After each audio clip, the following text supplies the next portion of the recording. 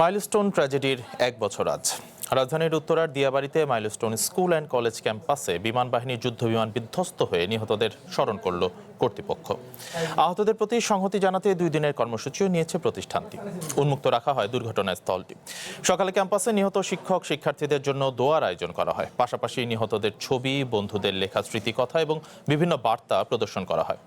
সহপাঠীদের স্মৃতিচারণায় উঠে আসে বন্ধু ও স্বজন হারানোর বেদনার কথা। সে বিভৎস স্মৃতি শিক্ষার্থীদের এখনও তাড়িয়ে বেড়ায়।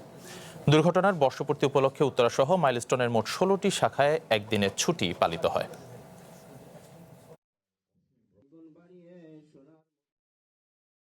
যারা নিজের চোখে দেখছে এই আগুন ধোয়া, তারা তো অলরেডি অনেক ট্রমাটাইজ। এখনো আমাদের মাঝে মধ্যে জিনিসগুলো মনে পড়ে, আমরা বলি যে মিস তখন কি হয়ে গেল, তো তখন আমাদের তারা বুঝায়, সান্ত্বনা দেয়। এখন এই জিনিসটার কি বা সান্ত্বনা হবে, তবে কিছু কিছু ব্যাপারে ওরা আমাদের অনেক হেল্প করছে, টিচাররা কোঅপারেটিভ করছে।